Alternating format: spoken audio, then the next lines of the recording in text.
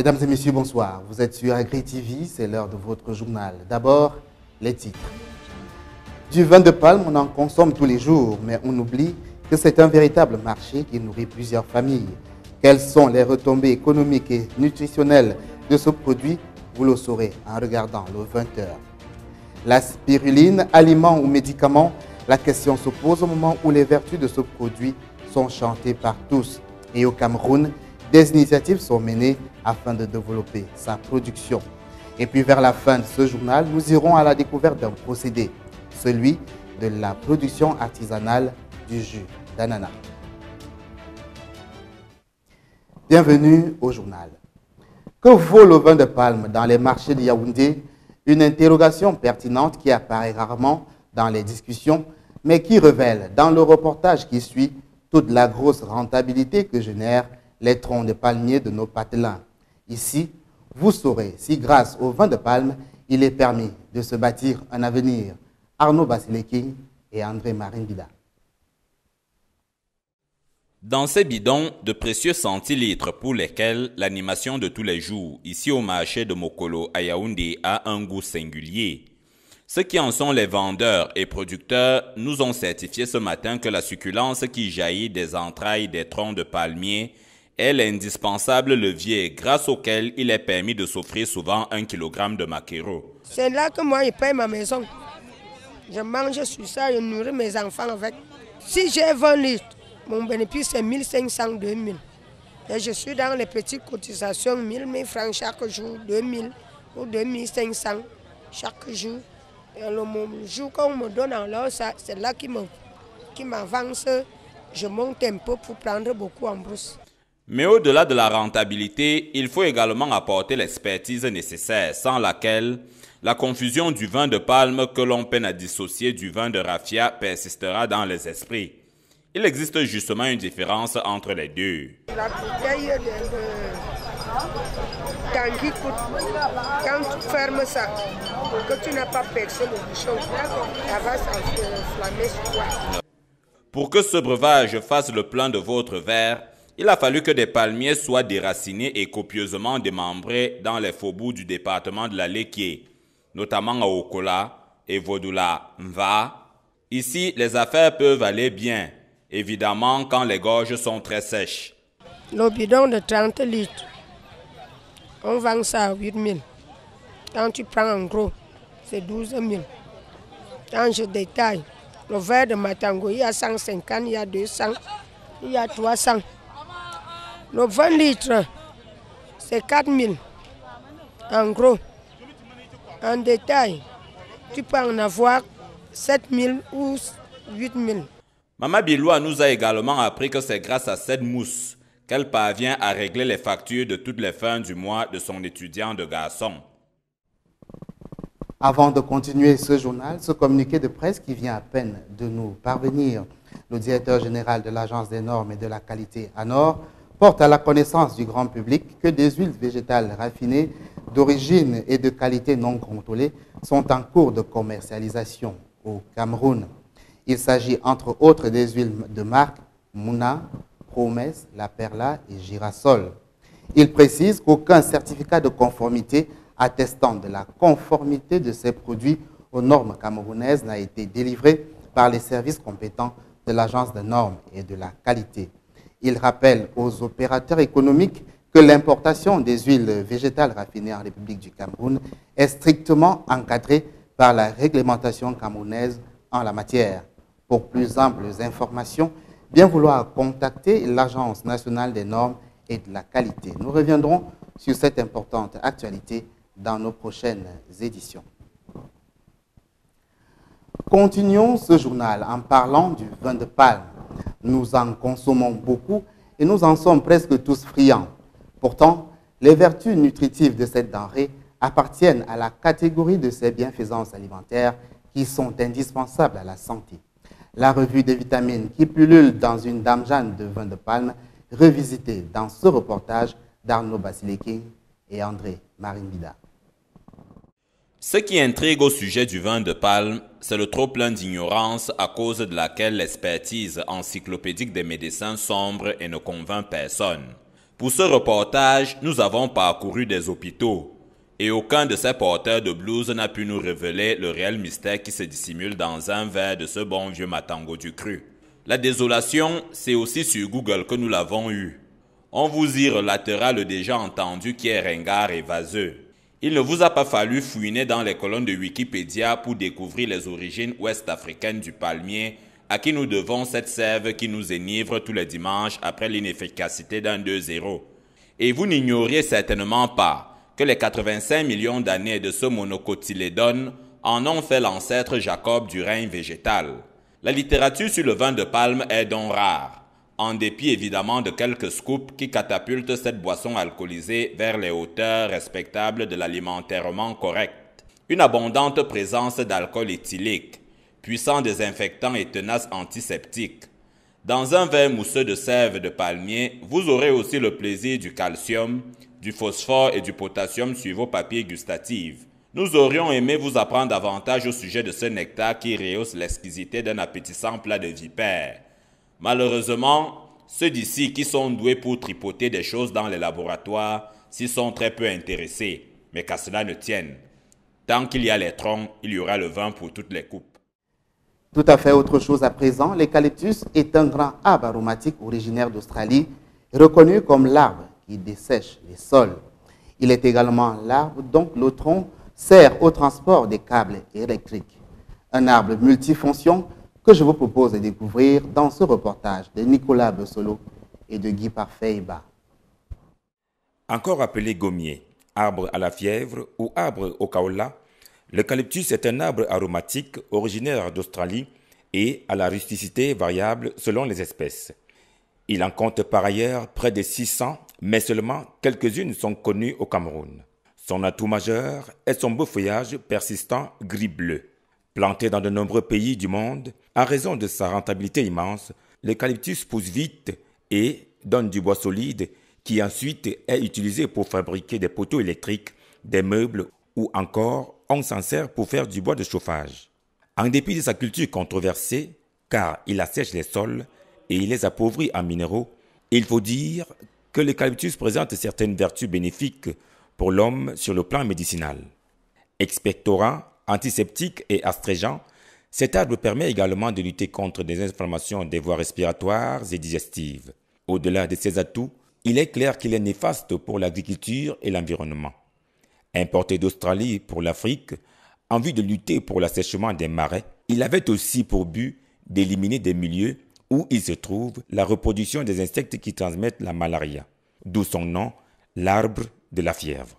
Sur le plan économique, il est représentatif à plusieurs secteurs, l'électricité, la téléphonie et l'ameublement. Au Cameroun, c'est bien l'eucalyptus qui assure le transport des câbles électriques et téléphoniques, ce qui démontre de l'importance de celui-ci, bien que chahuté et controversé. En tout cas, si l'on s'en tient à ces détails, il faut dire que l'eucalyptus n'est autre que le reflet de ce qu'est la nature. Alors, à chacun de savoir en tirer le meilleur parti. Faisons à présent connaissance avec la spiruline dans cette édition. Algue marine qui pousse dans les milieux tropicaux, cette denrée, considérée à la fois comme un aliment et un médicament, ne cesse d'étonner. Qu'est-ce que c'est que la spiruline? Où peut-on la trouver au Cameroun et quelles en sont les vertus? Les réponses dans ce reportage. C'est par une expérience dans une institution supérieure de la place que nous faisons connaissance avec ce produit. Il est question ici de savoir si cette algue qui pousse naturellement peut être cultivée de façon chimique et de façon bio. Fruit de la recherche d'un ingénieur des travaux agricoles, le résultat est plutôt épatant. Le bicarbonate a été ajouté avec le nacron à certaines concentrations. Ici, nous sommes partis à 6,0,5 g de natron. Nous sommes partis à ainsi de suite jusqu'à la fin. Là, nous avons donc 5 milieux de culture où on fait varier de façon du plus petit au plus grand. Ça nous a donc permis d'obtenir des échantillons, c'est-à-dire chaque 3 bassines constituent un échantillon. Nous avons donc évalué des paramètres de croissance dans chaque milieu, le milieu 1, milieu 2, milieu 3, milieu 4 et milieu 5.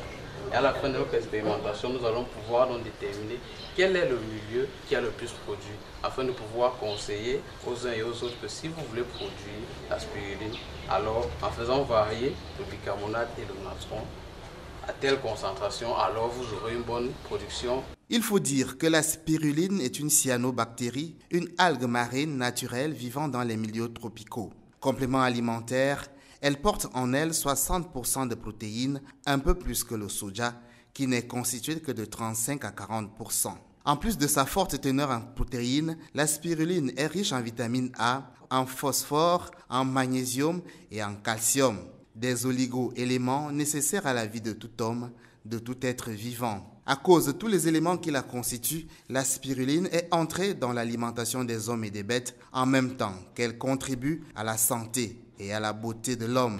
Vu qu'on l'utilise dans des orphelinats pour enrichir les aliments des orphelins, on l'utilise dans la production animale pour s'assurer de déclaration alimentaire de bétail est complète. On l'utilise aussi pour la consommation de l'homme, non seulement pour sa richesse nutritive, mais aussi pour ses vertus thérapeutiques. Évidemment, dans le domaine du cosmétique, vu que la spiruline est riche en minéraux, riche en protéines, alors ça aide facilement à la régénération des cellules. Dans le domaine des cosmétiques, on utilise ça comme un masque. Et alors, c'est une crème anti-âge et anti-cicatrisant aussi. À cause de toutes ces propriétés, les recherches dans le domaine du développement de la production de cette algue ne manquent pas. Au Cameroun, depuis peu, une ferme entièrement dédiée à ce produit a pris corps dans la localité de Nomayos, dans l'arrondissement de Bankomo. Là-bas, la spiruline est produite à grande échelle car son rendement économique reste indéniable. Et déjà 100 grammes, la spiruline se vend en grammes. Vous avez 100 grammes de sec coûte 6 000 francs CFA. Et 200 grammes de frais coûte 3 000 francs. Donc quand on parle de spiruline sèche, c'est-à-dire on peut conserver ça pendant plus longtemps. Donc c'est la différence, c'est-à-dire la spiruline fraîche, c'est à usage immédiat. La spiruline, complément alimentaire, médicament, produit cosmétique, cette algue marine aux 1000 vertus est une véritable bénédiction pour qui veut se lancer dans sa production. Les méthodes et les modes de culture rendus disponibles sont à disposition de qui veut faire de cette culture un métier capable de le sortir de la précarité et de la misère. En agriculture, s'appellent intrants tous les produits apportés aux terres et aux cultures pour booster et améliorer leur rendement. Seulement, certains s'avèrent nocifs et sont plutôt redoutés de nos jours. Nicolas Bessolo et Guy Parfait-Eba nous en disent plus. Plus généralement, on entend par intrant tout produit nécessaire à la bonne marche d'une exploitation agricole. Cela va du matériel agricole aux honoraires vétérinaires.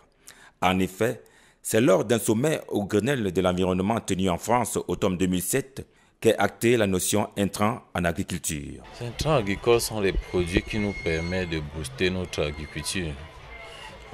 Ces intrants sont les fongicides contre la pourriture, les herbicides qui nous permettent de nettoyer nos champs, des engrais foliaires pour booster la croissance et la production, et enfin les insecticides pour protéger contre les insectes. Ça peut causer des effets secondaires pour ceux qui ne savent pas utiliser. Il faut juste lire ce qui est précisé sur les notices. Par exemple, la date limite. Après avoir utilisé un fongicide, par exemple, vous devez récolter dans les 21 jours qui suivent. Si vous récoltez avant 21 jours, il peut avoir l'effet secondaire de ces produits dans les fèves du cacao. Donc on demande aux planteurs de récolter 3 semaines après avoir pulvérisé leurs produits. La révolution verte ayant permis, dans une logique d'industrialisation, l'introduction de plus en plus massive de certains intrants, a également permis de booster la production agricole. Ici, l'image épinale d'un beau poulet, né d'une ferme normalement nourrie de vers, issu du sol de l'exploitation et picorant des céréales, semble sortir d'une histoire infantile.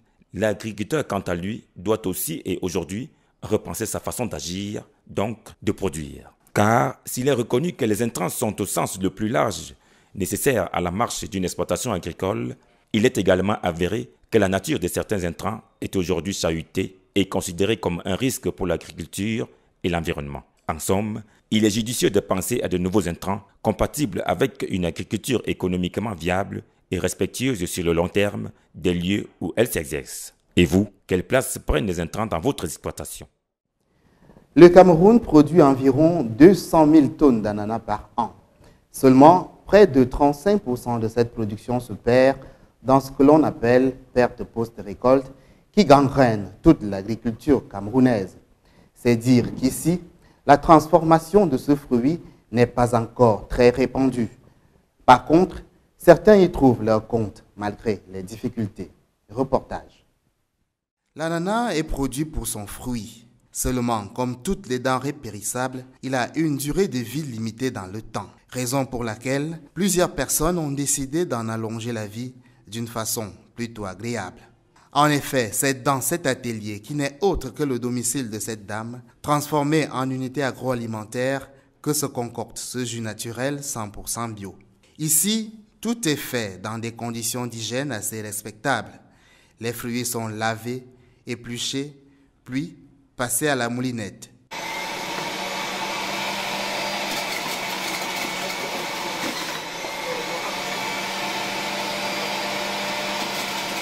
Tout doit être fait avec une certaine dextérité et une rapidité qui évite à ce que l'acidité naturelle contenue dans les ananas ne se développe avec l'effet du soleil. Pour ce faire, la pâte reçue est à chaque fois conservée dans un réfrigérateur.